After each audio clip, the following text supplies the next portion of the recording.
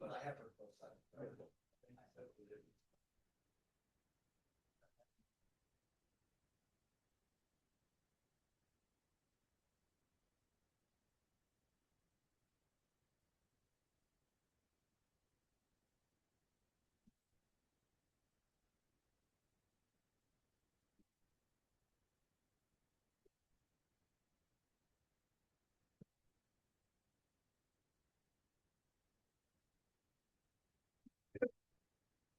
We'll call the meeting to order. If you'd stand for the pledge, please. Pledge allegiance to the flag of the United States of America and to the republic for which it stands, one nation, under God, indivisible, with liberty and justice for all.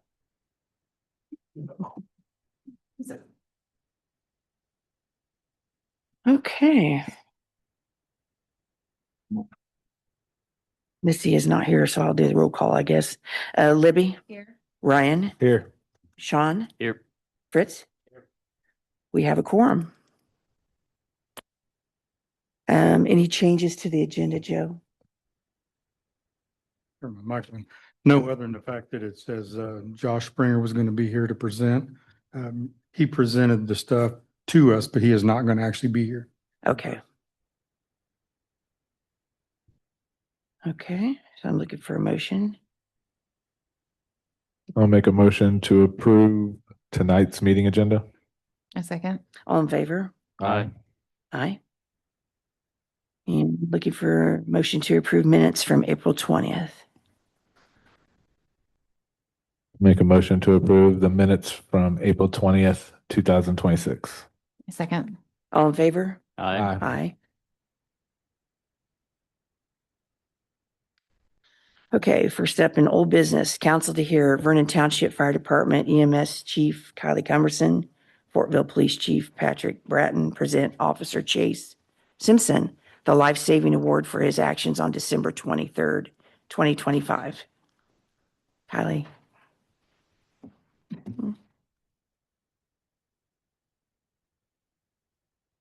Chase, come on up.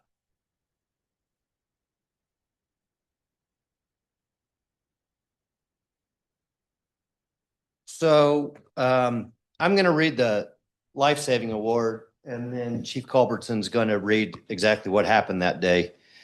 But this is a letter of commendation, life-saving award. The Fortville Police Department believes in the recognition of other officers, their actions and outstanding efforts in service to the community and their fellow officers. In keeping with this belief, the Fortville Police Department recognizes Officer Chase Simpson for his outstanding efforts that occurred on December 23rd, 2025. On Tuesday, December 3rd, 2025, a 911 call came into dispatch for a personal injury accident involving a motorcycle at 400 West and 1000 North. The patient had a severe compound injury to the leg and extreme blood loss. Officer Simpson quickly realized that this was a life-threatening situation, arrived on the scene of the accident, assessed the situation, and applied a tourniquet prior to the Vernon Township Fire Department arriving. The Vernon Township Fire Department arrived and continued patient care and prepared the patient for transport to the hospital trauma center. Officer Simpson continued to process the accident scene while VTFD transported the patient to the hospital. Due to Officer Simpson's quick assessment of the scene, his training and knowledge of tactical medical care, and his quick actions, the patient survived. A failure to act or action after delay could have led in a tragic outcome. Therefore, Officer Simpson's actions qualify him for this life-saving award and reflects great credit upon himself and the Fortville Police Department, given this 4th day of May, 2026, signed by me, Patrick Bratton. Thank you.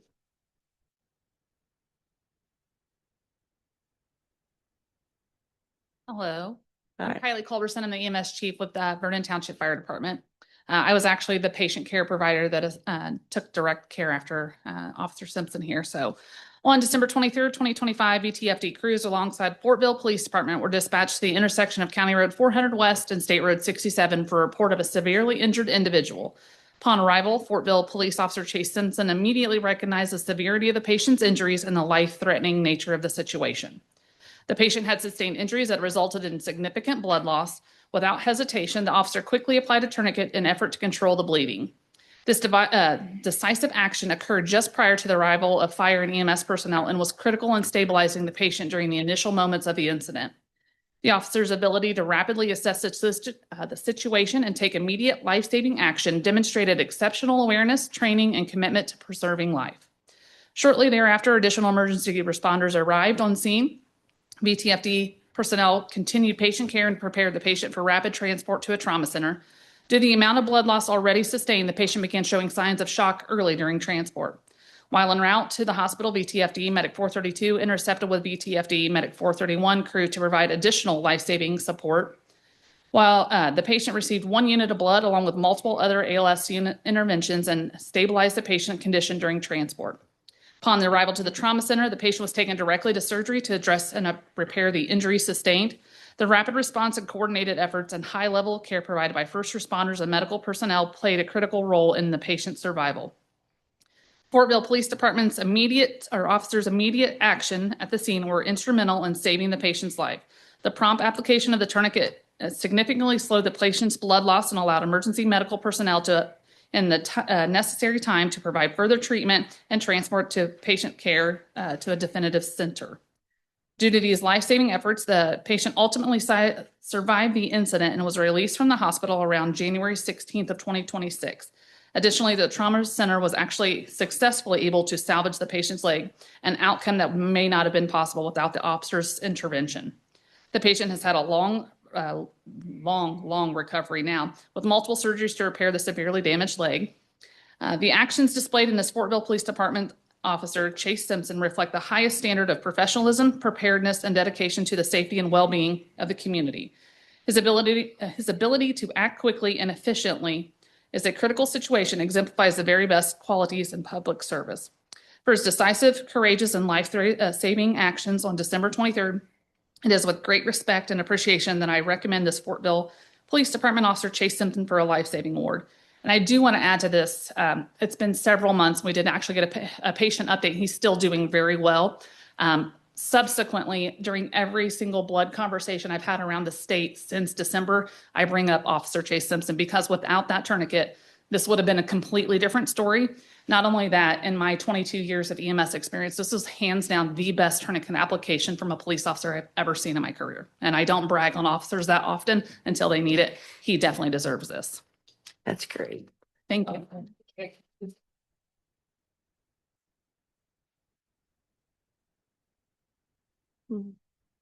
Wife up here too. This is my wife, Olivia. Yeah. Yes, all right. There you go.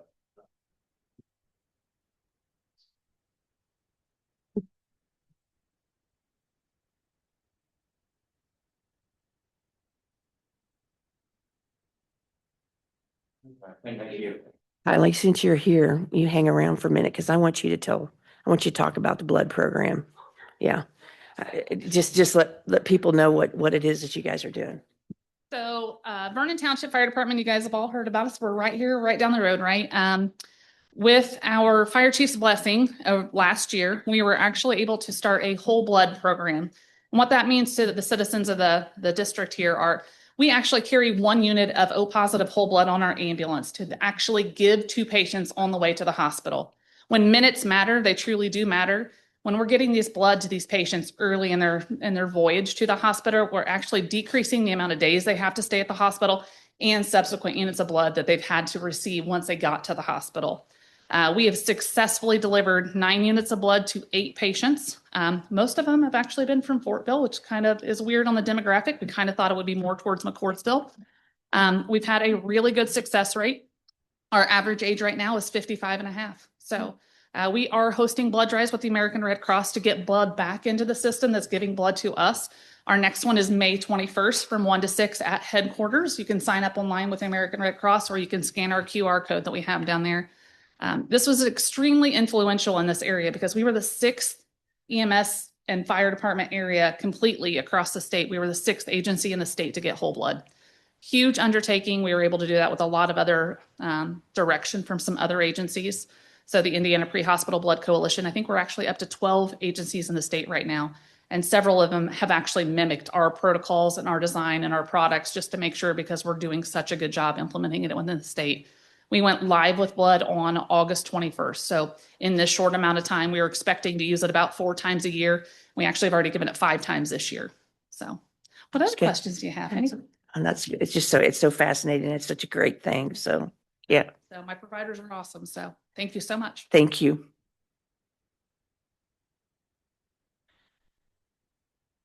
Okay, and congratulations again to Chase. Next up, we have the adoption of resolution number 2026. What is this, 5A? The fiscal plan for the Dirac annexation. Adam? All right. For the record, I'm Adam Zaklakowski, the Planning and Building Director for the town. This is a typical fiscal plan that is required under Indiana law for all annexations, whether they're voluntary or if they were involuntary. Whether you have farmland, whether you have a neighborhood, whatever, you have to do a fiscal plan. So obviously it follows the boilerplate template that we have. So there's nothing earth-shattering in it, but if you have any questions, I'd be happy to address them. Thank you.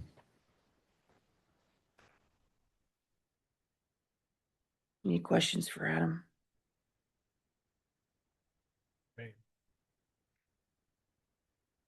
And I'll look for a motion to approve. Or not approve, I guess. I'll make a motion to approve resolution. Okay. Just please come up to the mic if you would, please.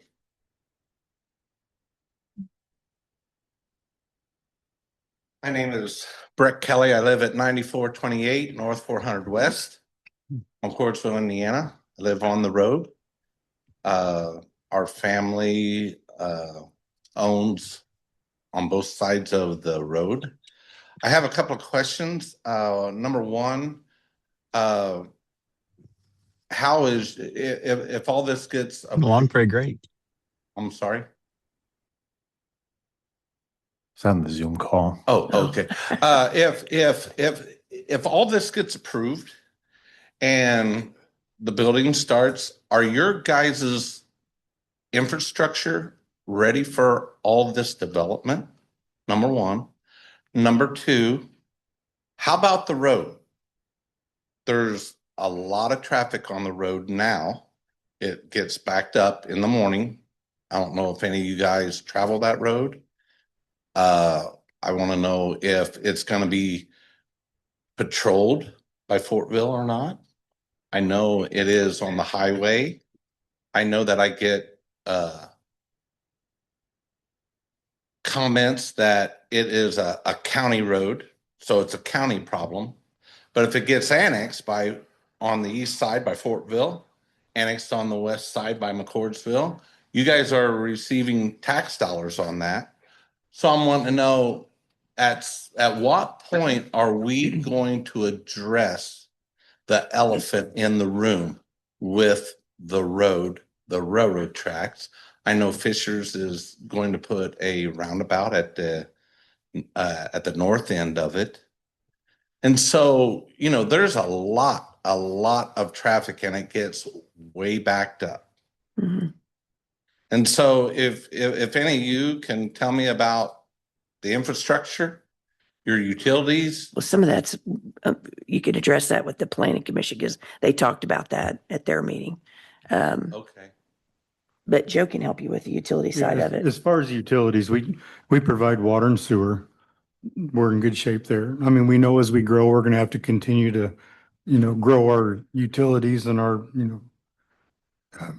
our sewer treatment plant and our water plant. We just built a new water treatment plant, so we have capacity there. We still have capacity in our sewer plant. 400 West is our boundary for providing sewer.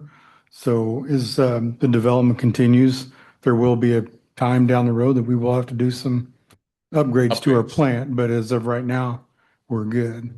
Well, how go ahead. about the road itself?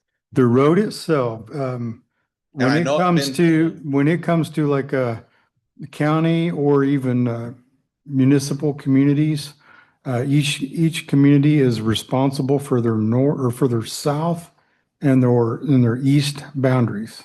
So 96th Street down through there is actually Hamilton County or Fishers. They're in control of that roadway through there. 400 West will be under the control of McCordsville. So anything we can do to help them out and, help to develop that. But I know that they've got some development coming in on their side. So they're going to have to do some upgrades on 400 West as well. Well, I know they say a lot of times that it's a county road and it's a county problem. It is Just until they like the annex. railroad tracks is CSX, the highway is NDOT. And it's like everybody wants to approve everything, but no one wants to do anything to address the elephant in the room. And so that's why, I live out there Mhm. for the time being.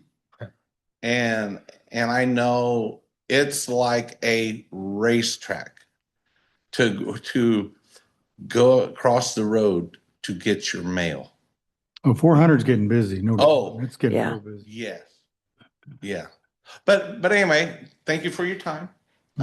So some of your other questions, they did even ask at the planning commission. So, and they're coming back. The developer is coming back to the next meeting. So you might want to make sure you come to that. So Okay. you can address some of those concerns about the police and different theft that's going to happen in the community. The thing of it is, just like Helms Mill. Yeah. We questioned the developer, we questioned McCordsville about dumping cars on that road, which they have to have an exit some way, somehow. Yeah. And that's all fine. But like Dirk's property and with the potential of our properties, that's just going to add that much more. Sure. And so at some point in time, you're not only is the police and the fire department, they're going to struggle getting in and out. If something was to happen at the right time. So do you guys own everything then just to the south of that, all the way to the highway to 60? Okay, I thought you did. So you can control the rest of it. So the growth will be limited to what they have there now with Dirk, but Dirk in the Helms Mill. Yeah. Yeah. I mean, my brother and my sister-in-law, they own Yeah. part of it. Then Yeah. my other brothers and or my other siblings. Yeah. I couldn't remember how far. Own Yeah. from them to the railroad tracks, and then my uncle owns across the street. Right. Owns all along that. So, yeah, there's going to be a lot of. Yeah. Well, I think I'm like, Potential. the growth has to come first. And that's what they always tell me. Because I always say that too. What are you going to do about the road? But you have to have, this stuff but has to happen first before they fix the road. The thing of it is, that is something to me that needs to be Yes. thinking about now. I mean, because as well as I do, it's only a matter of time. Right. I still don't understand why anybody does that because that railroad track's so bad. Yes. Why they even want to go that way. But Have you talked? Well, because one reason is because 400, you can take it. It's a shortcut. You Yeah. can take it clear down to 300 Mhm. and get on 70 that way. Yeah. And to all the warehouses. Yeah. And so everybody's going that way. 500 is just as bad. They've turned It's a into byproduct. It's bypasses. just a byproduct of 600 being awful. Yeah. 600 and Broadway being awful. I mean, that's what it really is. Yeah. At 600. It's a byproduct of that. And then I don't know when they're planning on starting on 600 there in the town of McCordsville. That's gonna be A nightmare. thank you. But anyway, hey, thank you for your time. Thanks, Brett. Appreciate Real it. quick, have you talked to McCordsville about their future plans for 400? 'Cause Oh, I know they've got another development coming in over there, so I'm sure they've got some sort of plan. Their council always says that is a county road. The railroad is CSX. The highway is NDOT. We really don't have much control over any of it. Yeah, that is true until they annex. As soon as they annex, they Okay, take the road with it. okay, the road has been annexed clear up to probably, I would say over half of the road has been annexed.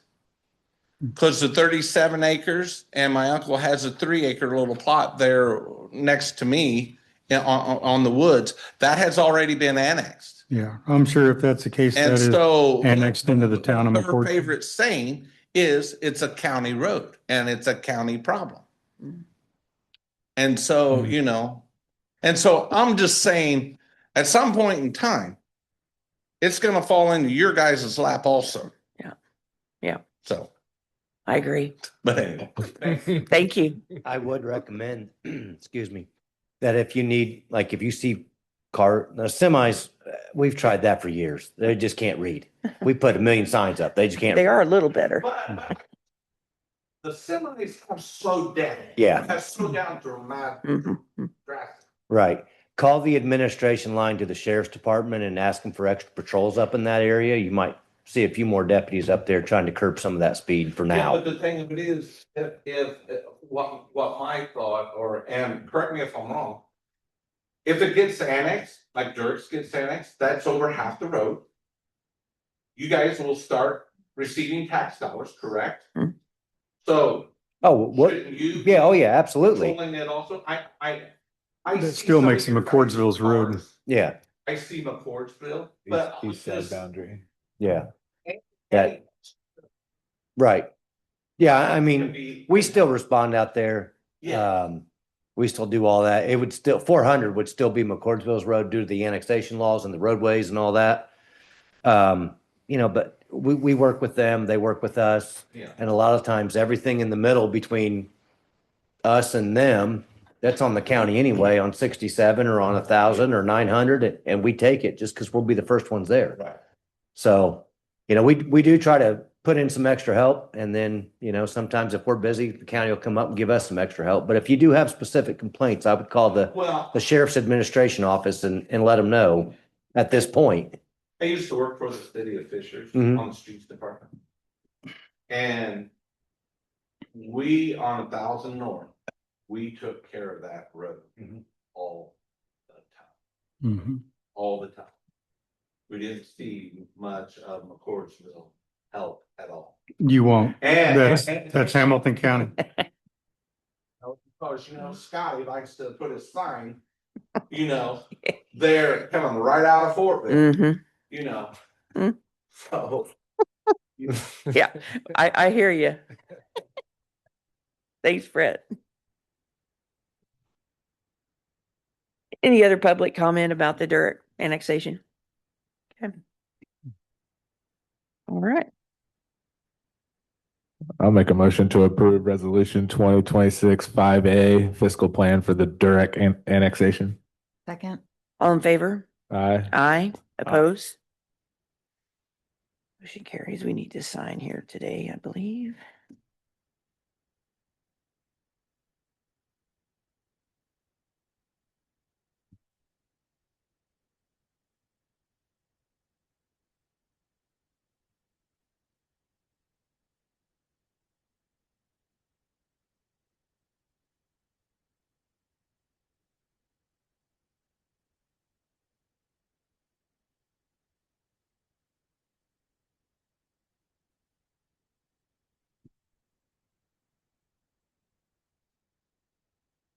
And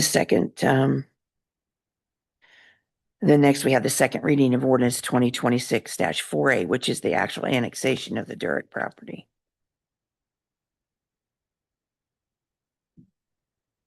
Which is the same if you have any questions for Adam. If not, we'll be looking for a motion.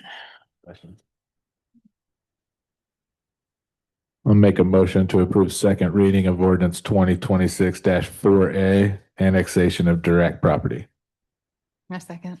All in favor? Aye. Aye. Opposed? Motion carries.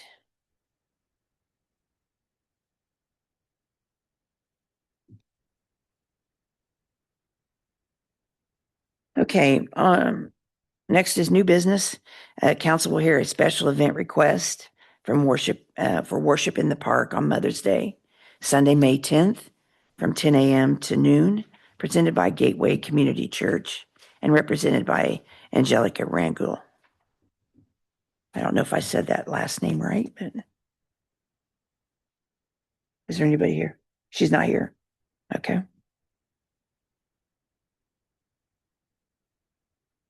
This is the same event they did last year, isn't it? Patrick, did you have some questions about this? Okay.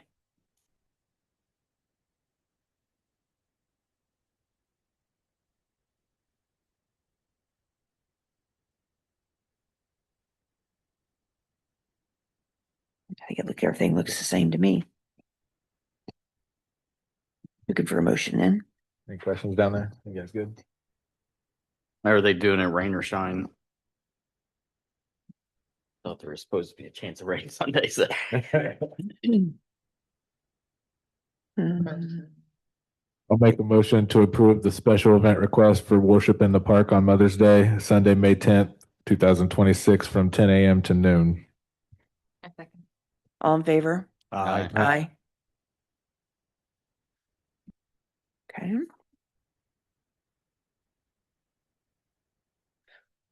And then next we have the landscape proposal from Property Pros for the Main Street bump outs. And Joe, do you want to kind of go through some of this since we just got it? Yeah, and I apologize for that. I just sent out the proposals earlier today because I just received them about 3 hours ago. So I sent them to you a little bit later, but they've got two proposals here, Plan 1 and Plan 2.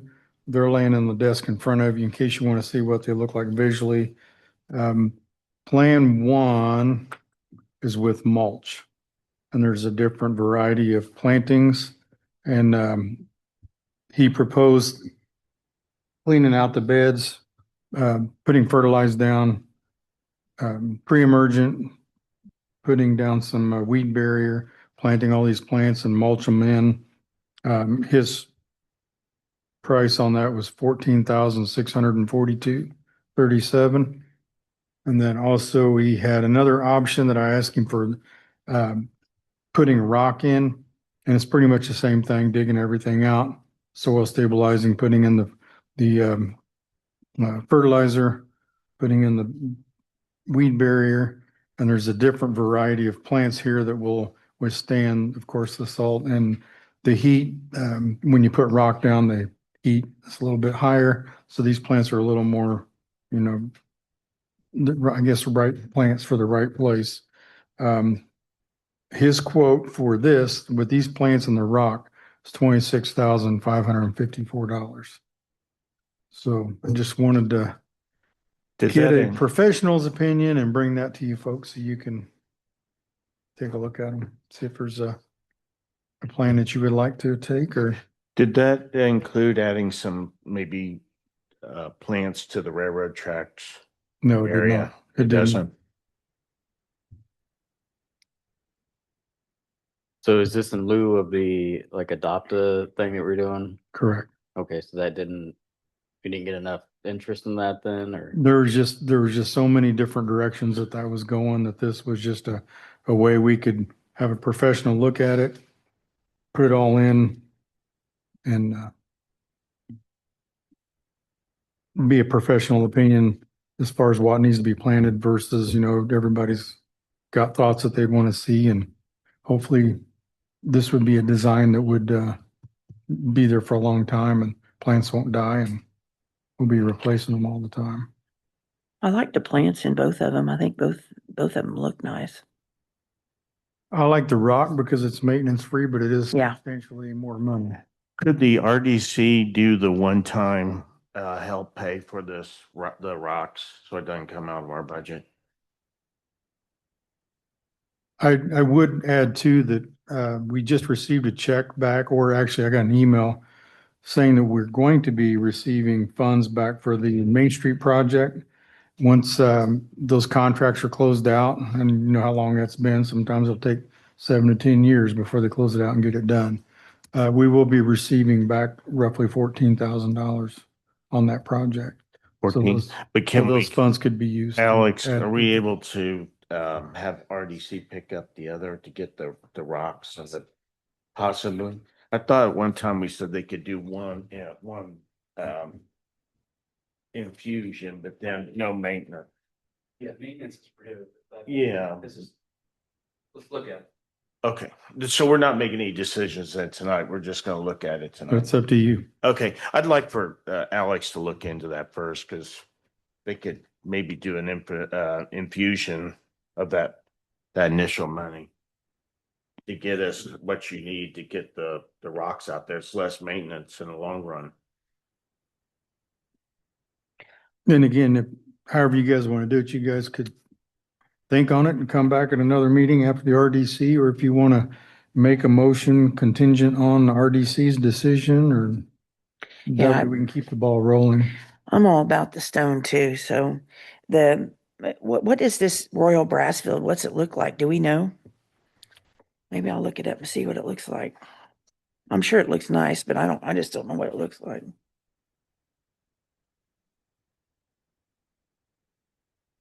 I was kind of hoping he's going to give us something visual. I mean, more visual than that. But I believe he was out of town last week and so was I, so we were trying to get information back and forth over text. And he said he was going to get something put together for me as quick as he did, so that's why we didn't see it until later today. Did you find anything on that Royal Brassfield? I'm looking at it right now. So I guess this doesn't include sealing it like we talked about, putting the epoxy on it, the glue, The glue? what's it called? I forget the can name. talk to him about that. It's, Yeah, because I think that's a good idea it's not a too. total sealer. It might No, it's not. adhere it, but It you still does want help the too water. with the weeds. It's a second preventative for weeds too, if you coat with that. So it just makes it that much more. And I would say if the RDC can't come up with the extra, I'm sure we can I'm Looks just like- come up with the looking, extra. It looks like gravel. I'm looking at doing it right the first time. So next year, we still got to put mulch in and re-mulch it. So if the RDC can come up with the other portion, I think we should go that route. There it is. Yeah, I couldn't agree more as far as the maintenance free. It's got a little bit of color in it, but not much. And like I say, if it is the council's wishes to go with the stone, we can find the funding for it. If that's something you really want to do. Oh, I like that. Seems like the only bad thing with the stone is if you go back to try to plant anything else in there, it's gonna be hard. You shouldn't have to though. That's what I was thinking too, but since it's so full, I mean, look at these are the diagrams. They shouldn't have to. Well, he'll put the fabric down first and then cut holes in the fabric. So if they plant anything in there, the old plants will come out and we'll go right back in where the old ones come out. Yeah, getting ready to plant some lavender. It's going to be hard to do.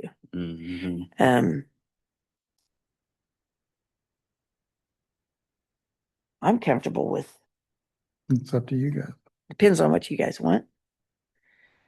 I do like the plants though, especially for the stone.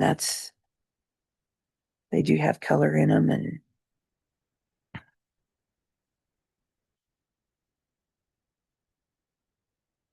what's your thoughts, everybody? My thoughts is just make it maintenance free as possible because the past 6 years, we don't have the staff to maintain. And if we're not gonna adopt them out to the businesses, the best route would be to put in the gravel and make it so our guys don't have to mess with it. That's my thoughts. I agree.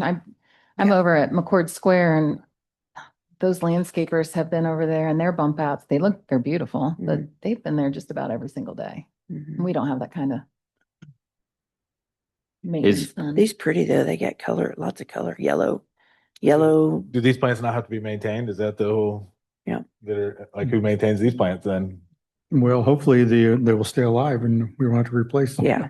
That would be the Like big they thing. don't is need if we- water, they don't need Mm-mm. trim. They should, what I asked him to do is look for plants that would be drought resistant, that would endure the salt, the road salt, and then the heat from all the concrete and stuff.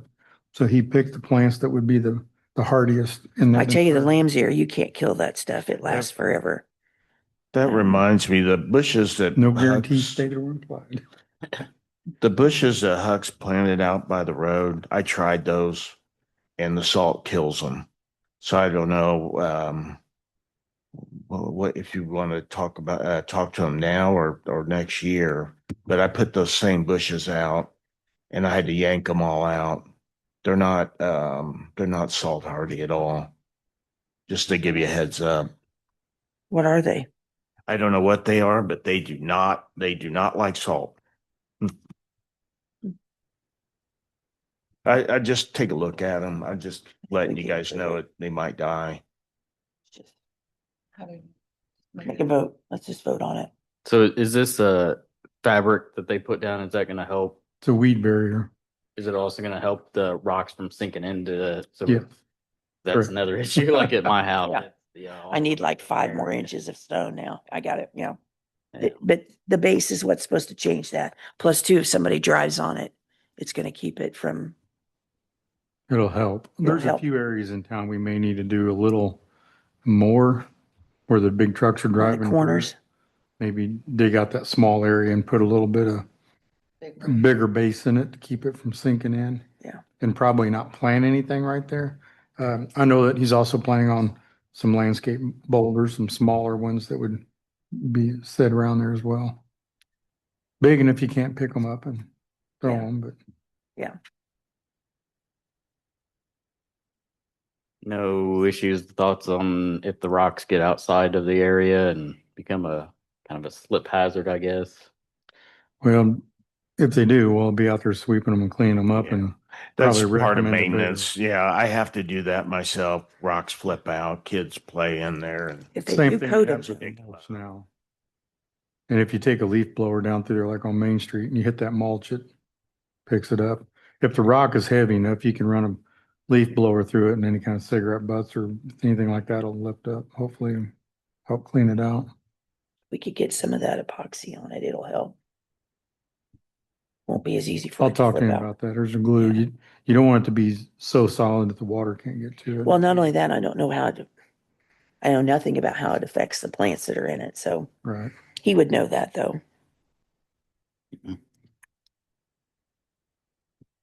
Okay, I would like to have a motion from the council to give me direction and all. okay. I'd like to see if we can get some money for it though, too. Well, we can, like I say, we've got the 14,000 from the state. If we can't get the money from the RDC, we can always go to the RDC and ask them to pay for the other portion of it. If they're not willing to do so, we'll be able to find it in some of our other I think funds. they probably will. Yeah. Yeah. Go ahead. The stone, the rock.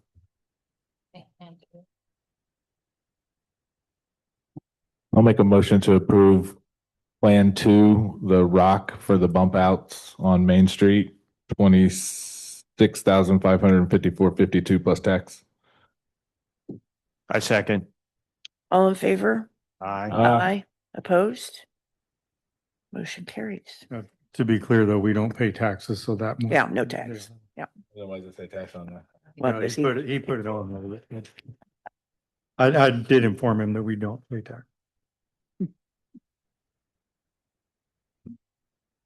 If anybody wants to see, you can come up here and look. They're on these nice renderings here.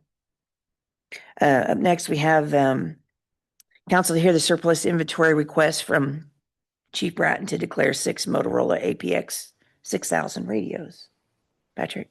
Good evening again. So we currently have in our inventory 6 older Motorola APX 6000 radios that Ripley County is wanting to purchase from us. For us, they're outdated. Our 911 center now supplies all of our radios through the county. And we have to keep the insurance on them, but it's a lot cheaper that way. Ripley County reached out and saw that we had them spare. They haven't been used because they all have like IPSC identifiers and all that. The 911 center would clear out all the data that we have on ours, which is basically our radio channels and all that, and they'll reprogram them for free and do all that.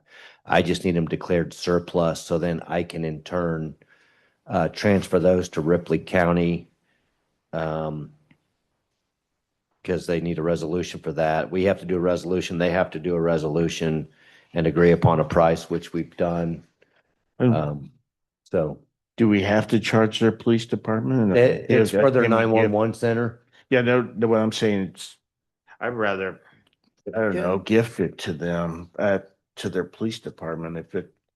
It's for all, I don't know if it's Do we going to a have to police sell it? department or it's going to their dispatch centers where it's going. They're moving to get radios and issue to each officer that way. And honestly, I'd like to have the money back in my budget to pick up something else. Okay. Just, it's at a very discounted rate. Those radios are usually about $5,000 a piece. Okay. I think for the 6 radios, we agreed upon a price of like $4,500 and we would do the reprogramming.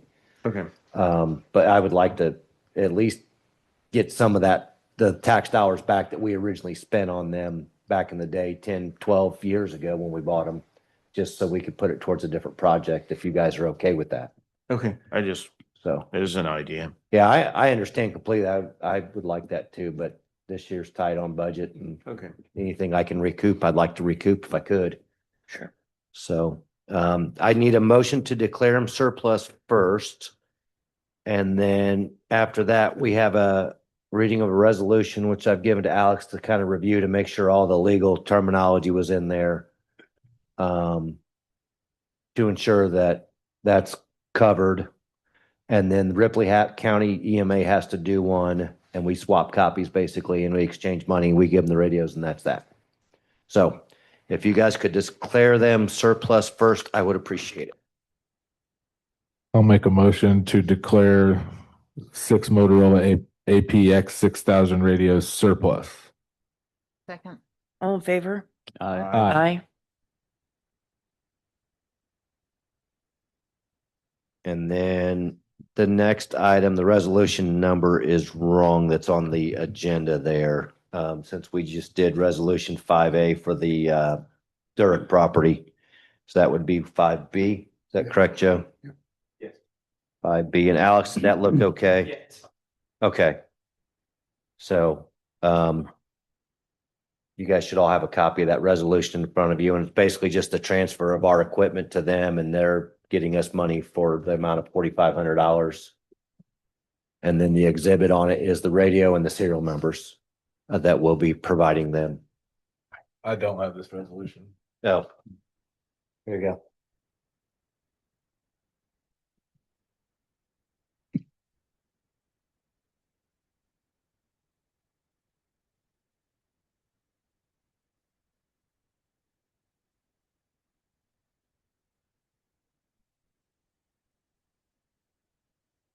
Yeah.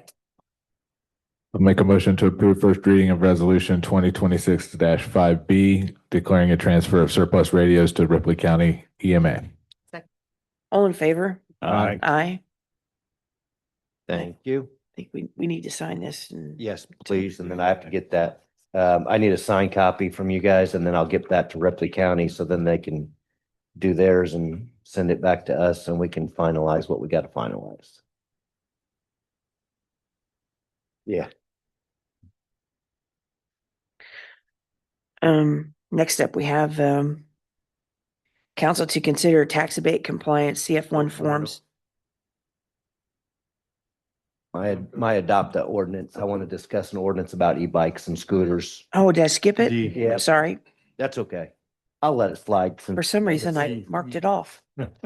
I guess because you were talking. Sorry. I'm I sorry. have a lot tonight. Okay. but So now we're going to talk about the ordinance for e-bikes and motorized scooters, including the use on roadways, sidewalks, and trails. Correct. So currently, the town doesn't have an ordinance. They have a bicycle ordinance, basically reads, you have to follow all safety laws. You can't ride two abreast. And it only covers pedal bicycles. There's nothing in there about electric bicycles or usage or wattage on trails or downtown or anything like that. We put something out on our Facebook that, we're trying to educate, and then we'll probably call a parent and tell them, hey, we saw them running across the road without stopping at a stop sign. And then the third time, we want the parent to come and talk with us and the children at the time. But we don't have any ordinances on that. So I'd like to start putting something together to adopt something, because it's a very popular toy. It's a very popular mode of transportation in a lot of communities. We're not the only ones seeing the problems. Talk to a lot of chiefs in different communities and different counties in our county, and they're all seeing the same thing. Reckless riding, things like that. But I want to start figuring out a good common sense ordinance we can put out there that's not really it's going to attempt to educate as much as we can before there's a civil penalty at all for the children. But we don't have anything like that, so therefore we can't enforce any fines. We can't do any of that. So I just wanted to discuss it with you all tonight to see what your thoughts were, try to get some ideas, and maybe I can just throw some pen to paper and work with Alex to get something drawn up to see what we can do there. If you ask for him, I was thinking about this the other day. If you ask for him to stay off the sidewalk, then they're going to be in the street. Yeah. So which is the less, you have danger to the pedestrians on the sidewalks and the danger to the rider in the street. So, I think they should be in the It's street a- following the street rules. I mean, a Yeah. normal bicyclist are supposed to be on the street following all the rules and regulations of the road, stopping at stop signs, which I know you can drive anywhere, especially summertime around here, and people on the big fancy carbon fiber bikes with their cool helmets, they are not stopping at anything. They are glancing and going. Yeah. But I think it's important because most of the time these are all juveniles riding these. Very few of them are adults using it as a mode of transportation. They're just juveniles. They're out having fun. It was a toy they got and they want to use it and be outside, which I'm all about. But we have to figure out some common sense rules and ways that we can deter the negative safety aspects and encourage safe riding, things like that, especially with trails now going down to the schools. Our kids going to want to ride on the trails to get to school some days. And with neighborhoods so close to the schools, are they going to want to ride their e-bikes and scooters over to the school and lock it up? So I don't know, I just want to get some discussion, get this project started, get some weigh-in from everybody here and put something to paper and see what we can do to make it as safe as we can. That's my goal, is the safety aspect of it. That's another thing too. If they do ride them out to school, the safest place for them to be is on the trail. But you can't pick and choose like that, because that's going to make it confusing. Right. It needs to be townwide for sidewalks, I think. I will say that the trail going to the school is classified as a bicycle pedestrian trail. It's 10-foot wide. It's wide, And yeah. it's meant for bicycles and pedestrians. Yes. And the e-bikes are categorized Yeah. differently. And so I think there are certain e-bikes that we should not allow on trails, but there are others that can be. Yeah. They just need to know which ones those are. Right. The problem with that is on the enforcement issue is, do I stop because it's a class 2 e-bike or a class 1 e-bike? Do I know? Dude, yeah, how can you? 100%. Yeah. How do I know? Because there's so many different makes, models. It's And they're just all like, black. yeah, just like mopeds, when they said 50 cc's, well, it could say 50 cc on the engine, but the person was a mechanic and they hopped it up to 100 cc's, but it still said 50. And that's where there's a lot of confusion in a lot of these things. And What if you put a speed limit on it? because we could use radar and clock that. You can't go above 20 miles an hour on a trail, because someone pedaling a bike, their average speed is between 15 and 20. So, I would think that would be easier than That- at least knowing what it is. Right. I mean, it'd be a lot easier to classify just by setting a speed. And that's common sense too. If they're doing 28, obviously there's an issue, but if they're doing 22, okay. That's a common sense officer discretion issue that we could evaluate. And do we have to post the trails for speed limits? I would assume we probably would have to do something like that, yes. E-bikes, speed limit, 20 miles an hour. Or I think as far as Main Street's concerned, that they shouldn't be riding them at all. They should be walking them or not on them, period. Right. I mean, that's my opinion. I Because agree. somebody's really gonna get, well, somebody did get mowed over already, but I'm afraid a pedestrian's gonna come out and get run over. Yeah. I mean, that's scary. Well, I don't know, Alex, could it be like the DORA boundaries? Could we say no bicyclists being ridden in within the DORA boundaries? Is that something that's plausible? Yes. So, I mean, that would encompass pretty much, but we'd have to exclude the park, obviously. But, or just say, hey, no riding of bicycles, skateboards, scooters on Main Street between this and this. Yeah, I think- Posted. I think that's what we should signs do. on both ends that says you can't do that. I think that's the best solution. You gotta do something like that. And there's got to be some give and take, obviously, because they are children. But like you said, Main Street's always busy. It's narrow. There's things out there in the way. There's benches, there's tables, there's chairs. And there's not enough road for them to be on either. And there's not enough road. Yeah. So preferably they would just get off whatever they're riding and walk Mhm. up and down where they need to be. Right. So Would it be worth looking to see what the other communities have done so it's kind of uniform across communities? I mean, there's no sense in reinventing the wheel if, Well, unfortunately, the two on both sides of us don't have a town like we have, a Main Street, so you don't really have. we can look at Fishers. Fishers, their parks are bigger, their trails are longer.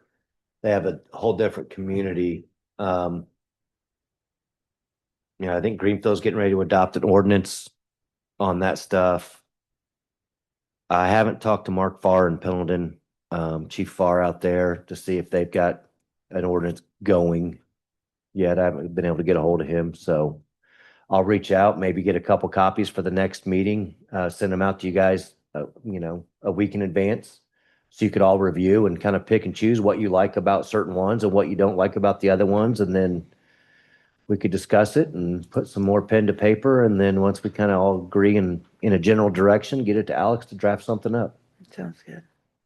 So, We're probably gonna have to put signs up though, aren't we? yeah, Just there's going to be some signage involved in them. because a lot of people that are doing this don't live here in town.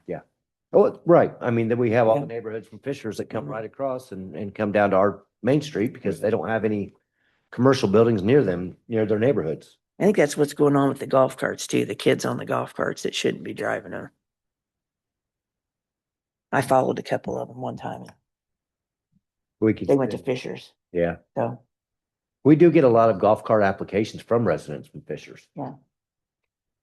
I think, though, That's good, sometimes though. we see them without the stickers and Mhm. there are children driving them and we have to stop and make those reminders. Okay. So that's just what I want to do with that is just kind of get something going and started and I'll have you guys something by the end of next week sometime with a bunch of information or the beginning of the whatever week that is, the following week. The week before the council meeting, that Monday before the council meeting. Yep. So that way you have something to view, pick and choose what you like and we can go from there. Yes, sir. Sounds good. Thank you. Thanks, Pat. Thanks, Pat. Okay, next up, we have the tax abatement compliance for Thursday Pool, Taxman and Secured Tech. Yes, so for this item, if you recall at the last meeting, you had approved the tax abatement compliance for, let's see, it was the Debo Cook buildings. So these are the remainder of the tax abatements.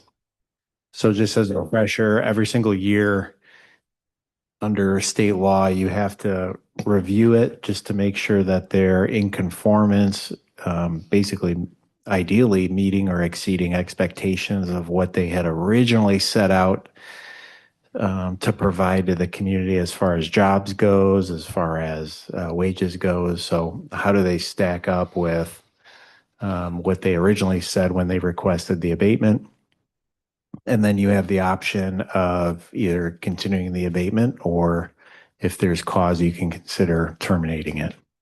But in looking at the numbers, it appears that for these three businesses, they did meet or exceed the numbers that they set out at the beginning. So I would recommend continuing.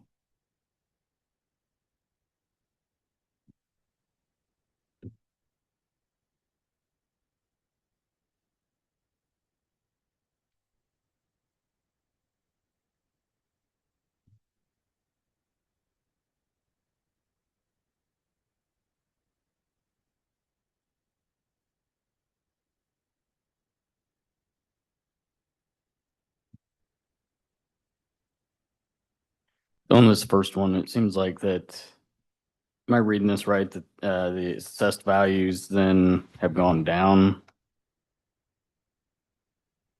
For which one? The Black Hawk Station, that very first one on top here. Yeah, so that one, that one is for secured tech. That's the property at 700 West Broadway. So they did an expansion a year or two ago, and the council approved an abatement for any increases related to that expansion. So what they've got here before you is the official notice from Hancock County that shows that their assessment for the previous year was 570,000, and then it jumped up to about 1.684 million. So clearly that new expansion, it's been completed. We issued a certificate of occupancy, and now it looks like the county's caught up and it's fully assessed.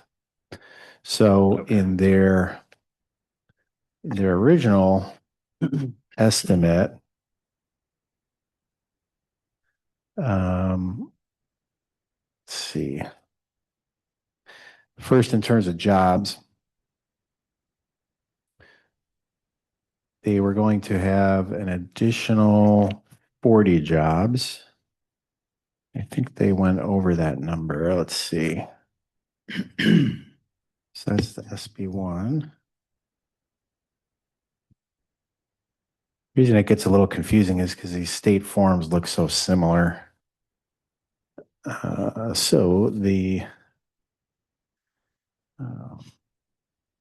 on their SB1, they were projecting 52 employees,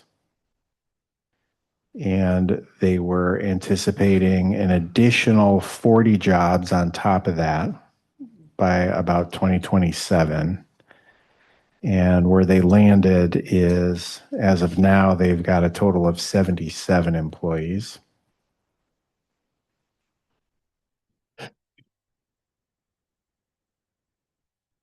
So they were anticipating about an additional $2.2 million worth of salaries. And what it came in with was about almost 2.4 million in salaries. So the jobs are a little bit less at this moment, but the salaries are a little bit higher. That seems to be pretty typical with what we've seen over the years on a lot of these abatements, where sometimes the number of jobs might be a little bit less, but the salaries work out to be higher.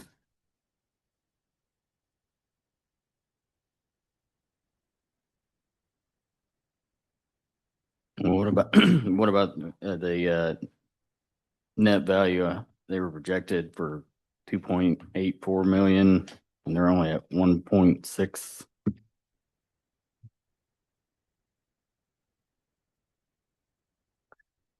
So if we look at the SB1 form, let's see, I know, I guess 1.4, and they're at so the current, when they filled out the form in 2024, The current value of the real estate, they said was about 680,000. And then when you add in the values of the proposed project at 2.16, then you just do a net estimated values upon completion. So they subtract those two numbers. So they were saying the net would be 1.475 back in 24. And then for this latest tax assessment that came in effective January 1, 2026, the county says rather than 1.475, they're actually at 1.684. Okay. So the value is a little bit higher than what was anticipated. And I think for Taxman, I think this might be the final year of their 10-year abatement. We have a chart from the county that tracks which year in the 10-year abatement they're falling into. So I think this was either the final year or maybe next year might be the last one. So is that abatement only like 10% as of this year, the final year? Probably, yes. Yep. And then, as Joe mentioned, with all of these tax abatements, there's a typical drawdown of it where in the first year we might be abating, I think it was 100%, and then it works its way down by 10% every year. So really, by the time you get to the final year, you're only abating 10% of that increased amount. And that's a typical formula that's used many places in Indiana.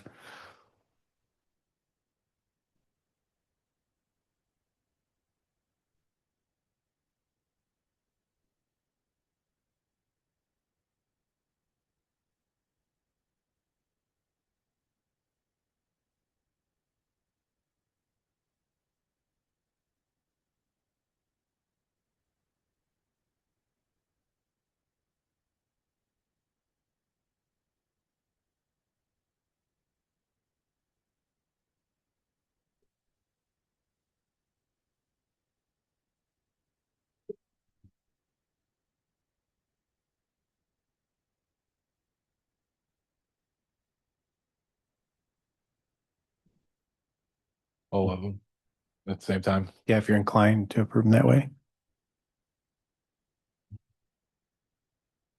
I'll make a motion to approve the tax abate compliance CF1 forms for Thursday pools, Taxman, and secured tech. Second. All in favor? Aye. Aye. Thank you. Was that a question? Okay, up next we have Joe. Okay, I only have a few items this evening. It was brought up earlier about the manpower. Last Friday, we did receive another 2-week notice from one of our good young workers that's going to be leaving us for another high-paying job. So we wasn't at full roster yet. We have never been the full roster. So it looks like we're still on the hunt. So we got a couple, 2 or 3 positions we're going to need to fill here pretty soon. AI innovations. I've talked to you folks about this several times. That's the business that annexed south of 234 on 200 West. They have gotten their IDEM permits for the water main, for the sewer main. I understand they have the sewer permit through IDEM. I haven't heard if they've received the water. Well, wait a minute. I got that backwards. They've got permits from IDEM for both. NDOT's given them the permit for the sewer. I don't know if NDOT's reviewed and given them the permit for the water yet, but that's an easy one. So I think that, that's going to go pretty smooth. This is going to extend the water main roughly 1,300 feet south of 234 along the front of their property. They're oversizing the pipes, putting in large mains in order to help the town grow south to be able to serve south of them at some point when the development comes. The prices that they got in to install this was quite a sticker shock. So before they move forward, we need to work on subsequent connecting agreement. So as development happens, then they can be reimbursed for some of the oversizing and stuff that they're putting in. I know I'd talked with Alex and I talked to Buzz a little bit earlier, and hopefully we can meet up this week on a call and see if we can't put some sort of an agreement together that works for everybody. And then if all works out, we'll try to have that back to you folks next council meeting to approve that, so we can get them to move forward. The Landmark Park project, everything's still going. I mean, we're still trying to sharpen the pencil on those numbers. I know Tanya and Libby and Heath have all been working, trying to get funding. And I know all three of you guys have secured some additional funding, which is awesome. And I have been talking to a company with concrete, and I think we're going to be able to get the concrete numbers way down. And then we've also found another company, an Amish company that does like the gazebos, and looking to stick build the restrooms. And I think they'll be a lot nicer, and I think they'll fit the parks a lot better. And so far the prices are coming in my opinion, quite a bit cheaper. I've not really seen the numbers that Reynolds has got on these, but I did see some of the early numbers for some of the product that I found and sent them earlier.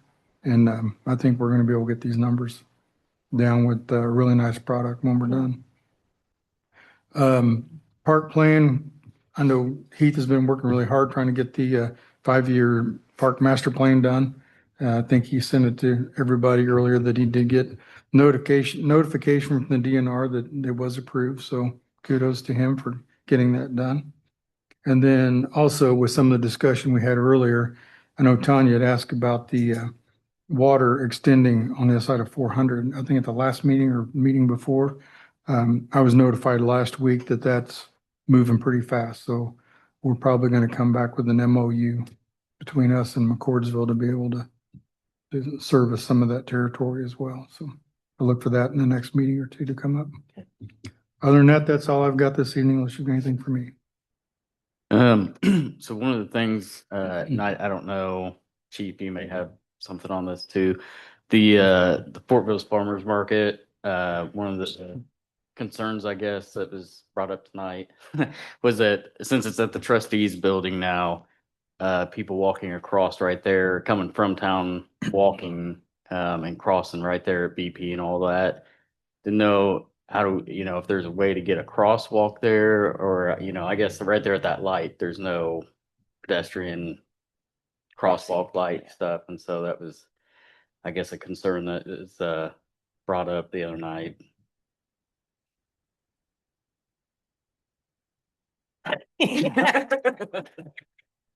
I don't. You might have Just to, pass they it might have down. to contact NDOT for that, won't they? Yeah, That's a state highway. those sidewalks running on either side, Yeah. north, south, east, Yeah, or west. yeah. That's the problem. If there was a sidewalk on the south side, on the township side with the ADA ramp, we could petition NDOT to put in a crosswalk there with a light push button. That's what I've always been told, is if we had that set up on both sides, we could petition them to do that. So Could we possibly be. mark it? Well, no, I wouldn't do that because I think it'd be dangerous. I saw Flory Thursday night at the farmer's market, and just, there was a lot of people there. Yeah. And I told her it might be worthwhile to maybe look into some sort of a shuttle service over from the church lot. People could ask them if they could park over there Yeah. for overflow, and then just get a shuttle to shuttle people in. Because I had a hard time getting in and out. I was just looking for rhubarb. Yeah.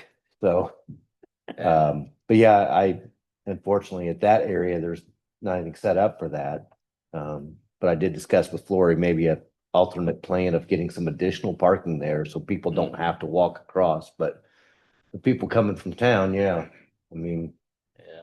I guess they're just gonna have to pay attention to stoplights, and That's kind of what I thought. Like, it'd be hard to put something in there since there's not sidewalks and that, but I thought I'd mention it and see any suggestions or thoughts on. So they can walk up the road closure and then come around on the sidewalk next to next to the bank. Hmm. And then they could cross there, but they really, without crossing over to the other side, if you're coming from town, if they come down the sidewalks on Broadway, but you still have to, so it would be on this side instead of that side. I don't think it makes any They can difference. get Yeah. on the way to the intersection on a trail sidewalk. Yes. On the north side. Yeah. Yeah. Yeah. Coming on, like even if they cross the crosswalk on the south side in Broadway over by Garden, then they're walking against the flow of traffic on a bridge area. Yes. And it's not safe there either. Yeah. So. You could get traffic guards, crossing guards, Yeah. like at school. Yeah. And somebody who can direct traffic. Shoot, At I a wouldn't park. want that job. I wouldn't want that job. No.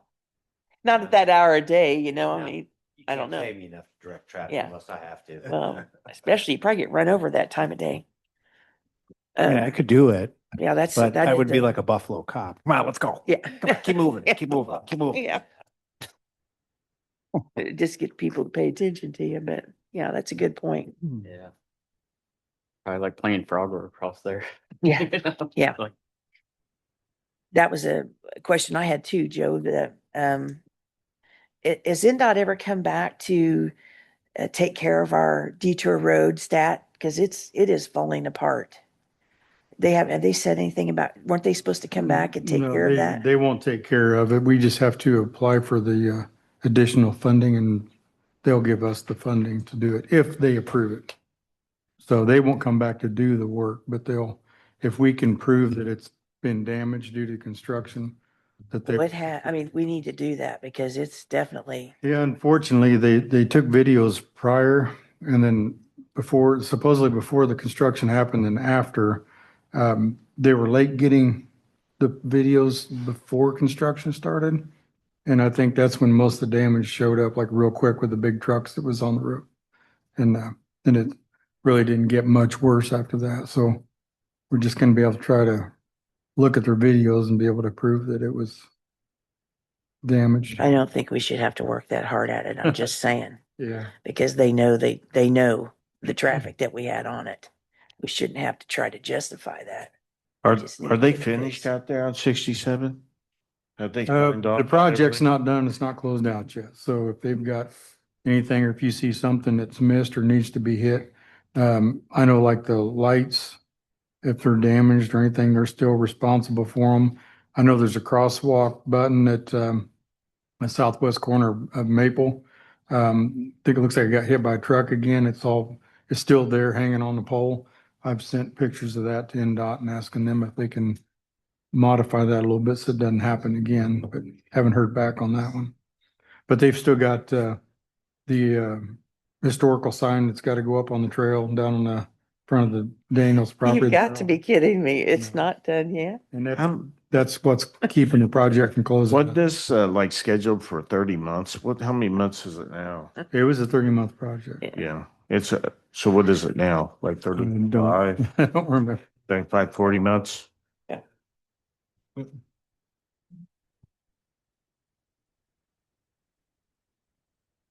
Mhm. Okay. Adam, you have anything else for us? Yeah, I have one really quick item. So just today I had a meeting with MCOG, Madison County Council of Governments, who's our regional transportation planners. They invited me along with representatives from other communities to serve on this State Route 13 corridor study that they're doing. So they are studying the corridor from US 36, 67, all the way up to old Route 132 in LaPel. And the reason that they're doing the study is since there's a lot of growth in the area, they want to be able to be prepared. And of course, there's folks from NDOT that have been invited as well, so that they're well prepared to be able to respond to that growth, and that there are plans at the local level in Fortville, Ingalls, and LaPel to try to implement that. So we'll be meeting probably, I think, 4 more times over the next few months. There'll be a public input session, probably 2 of them. It'll be probably the same topics. There might be one in the Fortville area, one up north. And so I guess if there's anything on State Route 13 that you'd like to see different, let me know, whatever that may be. And we can let them know and make sure that information gets into their study. So, Radar speed sign coming in. yeah, we will. Yeah. Yeah, radar speed sign when you get into town. I mean, I was thinking maybe some more street lights, maybe. I don't know. There's not a whole lot on Madison. I know it's somewhat residential, a lot of residential over there. Yeah. But, Are you talking about just in the corporate limits? Or are you talking about the whole corridor? well, I would say just in Fortville's limits. So we'll see. I think there's, essentially what we talked about is there's 3 different types of development around there, and that whole corridor is rural. There's quickly suburbanizing up in Ingalls and a little bit more urban or small town in our jurisdiction and in LaPel. So MCOG seem to have a pretty good handle on how to approach with the study, and we look forward to hopefully having some folks from the community, and we'll probably end up doing a mailing somehow jointly along the whole corridor so that property owners know what's going on and can provide feedback. So that's about it for me. Okay. Heath is not here tonight. Patrick, you have anything else? Yep, 2 quick things. Okay. Officer Lanning graduated the police academy last Friday, so congratulations to him and welcome back. He'll be back on the streets. And then Officer Payne started his police academy today. So good luck to him and moving forward. And other than that, if you have questions for me, I'm here. Missy's not here. Alex, you have anything? No.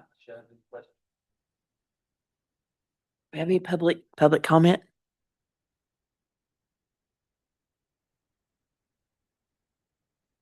Libby, you have anything?